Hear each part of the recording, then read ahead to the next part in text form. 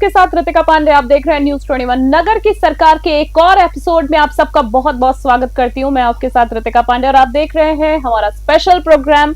देखिए, नगर की सरकार में हम बात करते हैं काफी सारे ऐसे जनता से जुड़े मुद्दों को जिसे जनता विस्तार से जानना चाहती है और उनके हल भी चाहती है, जिसे हम नगर निगम के रूप में देखते हैं, तो जो शहर की साफ सफाई से लेकर अन्य सुविधाओं के लिए कार्य करता है। आज हमारे शो में हेरिटेज नगर निगम के वार्ड नंबर 34 से पार्षद सुभाष व्यास जी जुड़ गए हैं, जिनसे हम वार्ड की जनता से जुड़े कई मुद्दों के साथ इस पर चर्चा करेंगे, विस्तार से बात करेंगे। तो न्यूज़ 21 में सबसे पहले हम सुभाष व्यास जी का बहुत बहुत स्वागत करना चाहेंगे। सुभाष जी, नमस्कार करती हूँ मैं आपको। बहुत बहुत स्वागत है साहब आपका। आज आपने हमारे लिए समय निकाला और हम चाहेंगे कि हमारे स्पेशल प्रोग्राम नगर की सरकार में हम जनता से जुड़े मुद्दों पर बात करते हैं और आज विस्तार से हम जनता की कुछ गंभीर मुद्दों पर आपसे बात करें। तो सबसे पहले इसी बीच में जानना चाहूंगी आपसे सुभाष जी, आपने अपने वार्ड की जनता से किस तरह से आप संपर्क करते हैं, क्योंकि आप वार्ड कार्यालय में समय बिताते हैं, कितना समय बिताते हैं या जनता के बीच सोशल मीडिया के माध्यम से जुड़ते हैं, क्योंकि ज्यादातर निगम जो आपका समय है निगम कार्यालय के कामकाज में बीतता है सिर्फ, तो इस बारे में हमें विस्तार से बताएं। सबसे पहले तो न्यूज़ 21 के सभी दर्शकों का बहुत बहुत स्वागत, अभिनंदन और बहुत बहुत आभार। मैं आपको जानकारी में बताना चाहूँगा कि मैं वार्ड नंबर 34 से पार्षद बना, उससे पहले उसी वार्ड से जयपुर नगर निगम को 3 महापौर मिले हैं। प्रथम महापौर मोहनलाल जी गुप्ता, निर्मला जी वर्मा, शील जी धाबाई। लंबे समय से मैं एक पार्टी के छोटे से कार्यकर्ता के नाते बराबर जनता से संपर्क में रहा और जनहित के काम करता रहा। तो इसी का परिणाम स्वरूप पार्टी ने मुझे ये दायित्व दिया, जिम्मेदारी दी और जनता का आशीर्वाद मुझे मिला और मैं पार्षद बना। आज पार्षद बनने के बाद नगर निगम के वार्ड नंबर 34 में मैं नियमित रूप से 2 घंटे पब्लिक से मिलता हूँ। साफ सफाई मेरा प्रथम जो मैंने प्रण लिया था पार्षद बनते कि मैं मेरे वार्ड को साफ रखूंगा, तो मैं आपको जानकारी दूं, आज मेरे पार्षद बनने के बाद मैंने 5 डिपो लेस वार्ड बनाने के लिए अग्रसर हूँ। 5 डिपो मैंने मेरे कार्यकाल के दौरान कचरे के डिपो को खत्म किए हैं। नियमित रूप से सफाई वार्ड में चलती रहती है, उसका मैं खुद स्वयं मॉनिटरिंग करता हूँ, कर्मचारियों के साथ घूमता हूँ। क्योंकि मॉनिटरिंग की आपने बात की, तो ये आपका बिल्कुल, आपको जो पद सौंपा किया गया है इसका आपका दायित्व है जो कि आप बखूबी निभा रहे हैं। क्योंकि देखिए साहब, अगर हम बात करें तो ज्यादातर जो निगम है, कार्यालय है, सिर्फ नाम के बने हुए हैं, आपने देखा होगा, क्योंकि उनकी जो दशा है, एक्चुअल अगर हालात अगर हम देखें तो बद से बदतर हो गई। इस पर आपका क्या कहना है? निगम के सरकारी कार्यालयों के हालात, बिल्कुल मैं सहमत हूँ आपकी इस बात से। जो काफी समय से पुराने नगर परिषद के टाइम से वो कार्यालय चलते आ रहे हैं, तो कहीं ना कहीं उनमें रिपेयरिंग का, रंग रोगन का अभाव रहा है पिछली सरकार के दौरान। लेकिन मैं आपको जानकारी के लिए बता दूं, जब से प्रदेश में भारतीय जनता पार्टी की सरकार बनी है, इनकी रिपेयरिंग का भी काम चालू है, रंग रोगन का भी काम चालू है और आने वाले समय में सभी में आपको एक नया बदलाव दिखेगा। एक अच्छा, मतलब लोगों का जो पब्लिक पैलेस है वो आम जनता का काम वहाँ जाने के लिए पड़ता है। हम जनता का वहाँ अपने काम के लिए, रोजमर्रा के काम के लिए नगर निगम ऑफिस जाती है, तो आपको देखने में वो बहुत कुछ बदलाव मिलेगा। जैसे सरकार बदली है तो अब निगम के अंदर, निगम में आपको बदलाव मिलेगा, जरूर निगम में बदलाव देखने को मिलेगा। कहने का मतलब है जो विकास है उस पे काम किया जाएगा। ठीक है साहब, तो इसी बीच हम जानना चाहेंगे वार्ड 34 की अगर हम बात करें तो जनता ज्यादातर आपके पास कौन सी समस्याएं लेकर आती है और कैसे आप तक पहुंचती है? मेरे वार्ड में 2-3 कच्ची बस्तियां हैं, तो नियमन का मेरे यहाँ बहुत ज्यादा काम रहता है और समय समय पर सरकार ने कैंप भी लगाए, लेकिन कैंप लगाना, काम करना और इच्छा शक्ति होना काम करने की, दोनों में अलग चीज है। वो दिखावा, कांग्रेस ने भी सरकार रही तो कई बार कैंप लगाए, लेकिन आज भी प्रॉपर रूप से, अब मैं आपको बताना चाहूँ तो लोगों को पट्टे नहीं मिले, नियमन नहीं हुआ। एक आजादी से पूर्व की कच्ची बस्ती बसी सीतारामपुरा जो आज मेरे वार्ड 34 में है, वो आज भी पट्टों के लिए तरस रही है। तो मैं अपना आपको आज इस चैनल के माध्यम से वार्ड की जनता को, जयपुर की जनता को बताना चाहता हूं कि मेरा प्रथम उद्देश्य रहेगा कि मैं बसी सीतारामपुरा को लोगों को पट्टे दिलाऊं और उनको समुचित विकास करूं उस बस्ती का, और लोगों को अच्छे से रहने के लिए साफ सफाई और सुख सुविधाएं दे पाऊं। ठीक है, बिल्कुल साहब। इसी बीच में जानना चाहूंगी कि ऐसी कोई समस्या जो चल रही हो जिसका हल जो है लंबे समय से अटका हुआ हो? आपकी वार्ड की बात कर रही हूँ मैं। मेरे वार्ड में मैंने आपको पूर्व में बताया कि मैं महापौरों का वार्ड रहा है, जहां से मैं पार्षद हूं। तो जयपुर को 3 महापौर मिले, तो सबने अपने अपने कार्यकाल में बहुत विकास के काम करवाए। तो ऐसा कोई बड़ा काम, ऐसा कुछ पेंडिंग नहीं है मेरे वार्ड में। नियमित सफाई का है, और जो लोगों के रोजमर्रा के काम है वो मैं खुद अपने स्तर पे संभाल लेता हूँ। इसी बीच में आपसे जानना चाहूंगी, वार्ड 34 की बात करें तो वार्ड 34 को लेकर ऐसा कोई काम आप बताइए जिसे आप अपनी उपलब्धि के रूप में उसको मानते हो। मैं आपको जानकारी में देना चाहूंगा कि पिछले 5 साल प्रदेश में कांग्रेस की सरकार थी। जी बिल्कुल बिल्कुल। और मेरा जो कार्यकाल का जो समय 3 साल से ज्यादा का समय उसी कांग्रेस सरकार में निकल गया। वार्ड 31 से 35 तक की अगर अपन बात करते हैं तो बीजेपी का मैं एक पार्षद, इकलौता पार्षद हूँ वार्ड 34 से। और जो कांग्रेस की करनी और कथनी में जो फर्क है वो मुझे इस मेरे कार्यकाल के दौरान देखने को मिली। क्योंकि 4 पार्षद तो कांग्रेस के, एक उनके विधायक मंत्री प्रताप सिंह जी खाचरियावास जी, जो हर जगह हमारे काम को, बीजेपी के पार्षदों के काम को अड़ंगे लगाते रहे। मैं आपको बताना चाहता हूं कि जो पार्षदों का बजट होता है वो स्वयं पार्षद उसके कामों को करता है। जितने भी मैंने सैंक्शन करवाई नगर निगम सीओ साहब से, वो सारे उन्होंने मेरे बजट को उधर पीडब्ल्यूडी में ट्रांसफर करवा के और वो उसको काम को पीडब्ल्यूडी से करवाया। बाकी पीडब्ल्यूडी एक एजेंसी है, तो मेरे निगम पीडब्ल्यूडी के अधिकारी से बात करिए, पता नहीं क्या मंशा है इनकी, क्या सोच है, हमारे उनके भी समझ में नहीं आ रही। क्योंकि नगर निगम खुद एक संस्था है जो जनहित के काम करती है। इंजीनियर है, एक्शन है, जयन है, आईएन है, मेयर है, पूरा बोर्ड है, सब कर्मचारी है, पूरा काम वो करते हैं। तो क्यों पीडब्ल्यूडी को? क्योंकि अगर निगम करेगी इस वार्ड में काम तो पार्षद का नाम होगा। इस उद्देश्य से उन्होंने मुझे काम करने के लिए प्रभावित किया, रोका, कहीं ना कहीं मेरे को व्यवधान डाला। अब भारतीय जनता पार्टी की सरकार है, वार्ड से लेके दिल्ली तक, चाहे अपन पार्षद की बात करें, चाहे विधायक की बात करें, चाहे सांसद की बात करें, सब कुछ बीजेपी का है। ट्रिपल इंजन की सरकार है। जो मेरा कार्यकाल है, रात दिन मुझे एक करना पड़े, जितना जनता की सेवा कर सकूं। मैं एक सेवक हूं, पार्षद नहीं हूं, मैं आपको बता दूं। जितनी जनता का मुझे मौका मिलेगा, दिन 1.5 सालों के अंदर मैं पूरा प्रयास करूंगा कि जनता की बीच रहूं और जनता की ज्यादा से ज्यादा सेवा कर सकूं। आपने जैसे कि कहा डबल इंजन की सरकार कहा जाता है, पर आप कह रहे हैं ट्रिपल इंजन की सरकार है। पर सुभाष जी, इसी बीच एक बड़ी आम सी बात मैं आपसे जानना चाहूंगी कि क्या आप अपने काम से, जितना काम आपने अभी तक करवाया है, क्या आप उस काम से संतुष्ट हैं? मेरे संतुष्ट होने से को जनता, क्योंकि वार्ड के लोगों के लिए मतलब मैं अपने मन में मैं खुद ही स्वयं खुश हूँ। ये तो आप मेरे वार्ड में जाके मेरी जनता से पूछे, वो बताएगी कि वो मेरे से काम से, मेरे से कितना संतुष्ट है। मैं आपको एक मिनट जानकारी के लिए मैं आपको बताना चाहूंगा कि मैंने आपको पूर्व में बताया 31 से 35 तक के वार्ड में मैं हूँ। पिछली बार कांग्रेस की सरकार थी तो 5 वार्डों में भी अगर विकास के काम हो या रोजमर्रा के जो आम जन के काम हो, वो मैं स्वयं अपने स्तर पे करता था। जी, क्योंकि मैं इसलिए सवाल आपसे, सुभाष जी, मैं आपसे इसलिए ये सवाल कर रही थी क्योंकि मैंने खुद ने पर्सनली कुछ ऐसी रिपोर्टिंग की है, सर्वे किया है। जब हम हमारी टीम के साथ गए तो लोगों के हाल बहुत जो ना बुरे हाल है। 10 दिन पानी नहीं आता है, लाइटें नहीं आती हैं।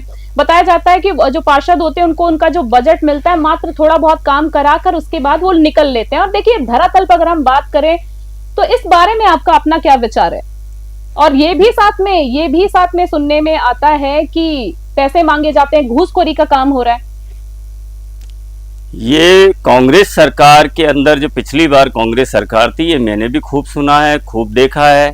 आपको जानकारी में इनकी महापौर पर भी इन्होंने लगाए हैं, इनके पार्षदों को पर भी हम आएंगे, इन पे लगाए हैं। आपको मैं बताऊं, इनको जेल भी हुई है, एक पार्षद को भी हुई है, मेयर के पति जी को भी हुई है। तो ये कांग्रेस सरकार में था। भाजपा सरकार के अंदर जीरो टॉलरेंस की नीति पर भारतीय जनता पार्टी की सरकार जहां भी बनी हो, चाहे देश में हो, बाढ़ में हो, प्रदेश में हो, जीरो टॉलरेंस की नीति पर काम करती है, विकास के काम करती है। बिल्कुल साहब, मैं आपकी बात से सहमत हूं, आप काम कर रहे हैं। पर 6 महीने, मेरे हिसाब से 6-7 महीने हो गए हैं भाजपा सरकार आए हुए, पर कुछ ऐसे वार्ड अभी भी हैं सुभाष जी, जिनकी मैं आपसे बात करूं कि भाजपा सरकार आने के बाद भी उनके वार्डों में काम नहीं हो पाया है। तो ये देरी क्यों हो रही है, मैं आपसे ये जानना चाहूंगी। मैं आपको बताना चाहता हूँ, जैसे ही भारतीय जनता पार्टी की सरकार प्रदेश में बनी, ठीक है। उसके तुरंत 2 महीने बाद 3 महीने बाद अपने लोकसभा के चुनाव आ गए। हम्म। चुनाव लगने के बाद आचार संहिता लग गई, पूरा सिस्टम चुनाव में चला गया।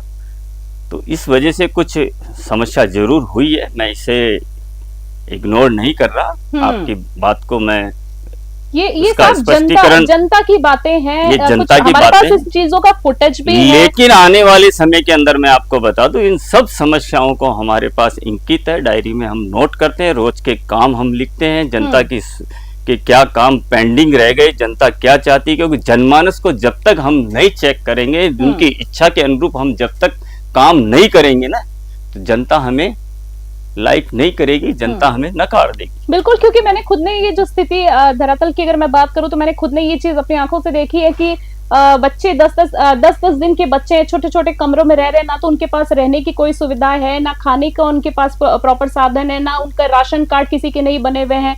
तो इस तरह की समस्या है। खैर सुभाष जी, इस बारे में हम और विस्तार से बात करेंगे। इसी बीच में आपसे जानना चाहूंगी कि देखिए, सरकार तो बदल गई है, प्रदेश में बात करें, प्रदेश में भाजपा, ग्रेटर निगम बोर्ड में भाजपा का, लेकिन अगर हम बात करें हेरिटेज में कांग्रेस का बोर्ड, पिछले 6 महीने में कोई अंतर आया? आपको क्या लगता है कि जनता के जो काम है अब जल्दी होने चाहिए? इस पर आपके अपने क्या विचार है, क्या कहेंगे?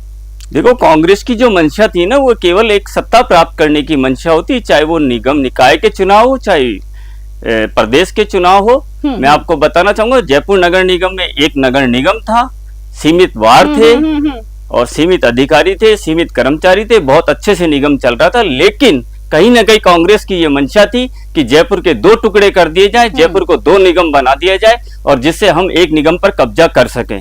मैं आपको बताऊं, 4 दीवारी के अंदर जो वार्ड है, 2,500-3,000 हजार के वार्ड बना दिए। मेरा खुद का स्वयं का वार्ड 15,000 का वार्ड है, तो वहां 2,500-3,000 हजार लोगों के वार्ड बना के कहीं ना कहीं कांग्रेस की यह मंशा थी कि हम छोटे छोटे वार्ड बना के और इनको जीत के और नगर निगम में हम कब्जा कर ले। उसके परिणाम ये रहे कि पूरे समय के अंदर, विवादों के अंदर ये कार्यकाल निकल गया। नगर निगम के इतिहास में मैं आपको बताऊं, पहली बार मैंने देखा है, चाहे भाजपा का पार्षद हो, चाहे कांग्रेस के पार्षद हो, चाहे निर्दलीय पार्षद हो, सबने इसके कार्यकाल के अंदर धरने दिए, काम जनता के प्रभावित हुए हैं। जो कांग्रेस ने जो जनता के साथ छलावा किया 2 निगम करके, इसके परिणाम जनता ने इनको विधानसभा चुनाव में देखने को मिले हैं और इस तरह से अगर ये करेंगे तो आगे भी इनको देखने को मिलेंगे।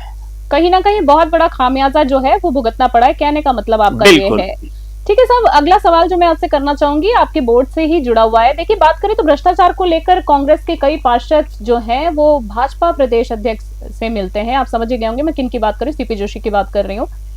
हेरिटेज नगर निगम महापौर को हटाने को लेकर ये सब कुछ किया जा रहा है, तो क्या महापौर हटाने के लिए भाजपा के अध्यक्ष विपक्षी दल के पार्षदों का सहयोग लेंगे?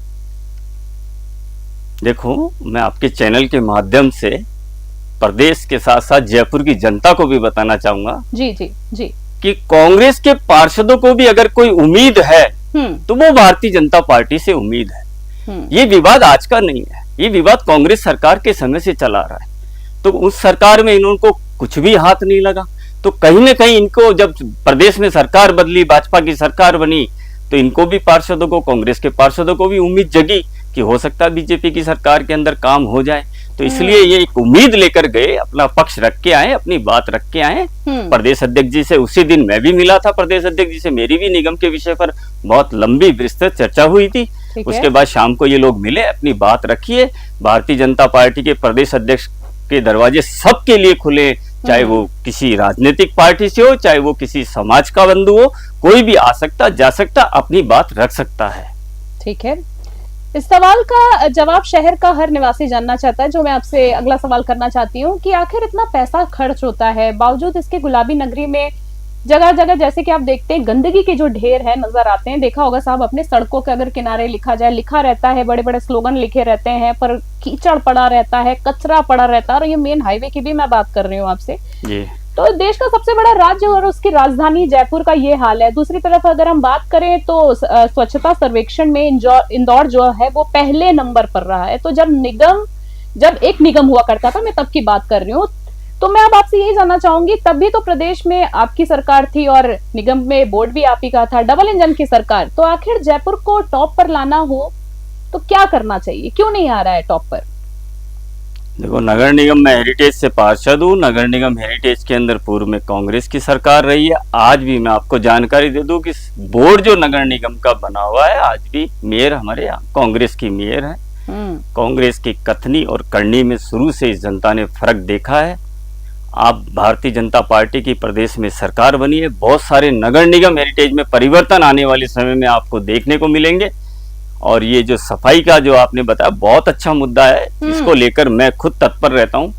ये नगर निगम हेरिटेज के अंदर सफाई को लेकर एक अभियान चलाना चाहिए। कहीं ना कहीं हम इसमें पिछड़ जाते हैं रैंक में अंदर। हमेशा इंदौर नंबर 1 पे रहता है। बिल्कुल। तो मैं तो सभी से, आपके चैनल के माध्यम से जयपुर की जनता से भी आग्रह करता हूं कि जयपुर को स्वच्छ बनाने में आप अपना पूरा सहयोग करें और जनप्रतिनिधि के साथ साथ अधिकारी और कर्मचारी गणों का भी आप साथ दें। ठीक है। 2015 की अगर हम बात करें, 2015-2016 में स्वच्छता सर्वेक्षण में जयपुर जो था 29वें नंबर पर जरूर आया था, जैसे कि आप भी जानते होंगे। वर्ष 2022 की बात करें तो स्वच्छता रैंकिंग में हेरिटेज निगम 26वीं और ग्रेटर निगम 33वीं रैंक पर था। 2023 में अगर हम बात करें, ये रैंकिंग 171 और 173 पायदान पर थोड़ा सा जाके लुढ़क गई थी, कहने का मतलब है। तो ये शर्मनाक स्थिति तो तब है जब जयपुर शहर की साफ सफाई के लिए नगर निगम की ओर से साल की अगर हम बात करें, साल करीबन 300 करोड़ रुपए खर्च किए जाते हैं। तो इस पर आप क्या कहेंगे? बिल्कुल, इस पे शहरी सरकार को अपना फोकस रखना चाहिए। हर साल 300 करोड़। हाँ जी, सब 300 करोड़ रुपए का इस पे खर्च होता है।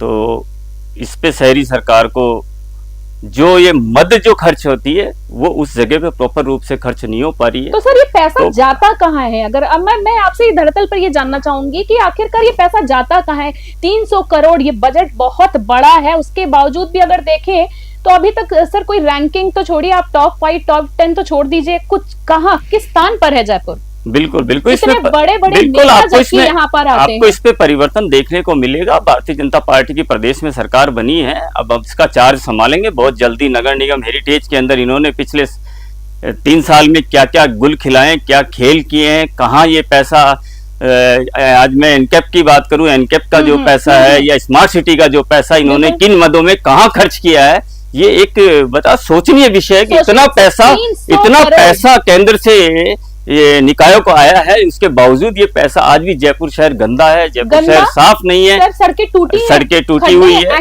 तो ये एक जांच का विषय है साहब, ये जांच का विषय है, इसकी जांच होनी चाहिए।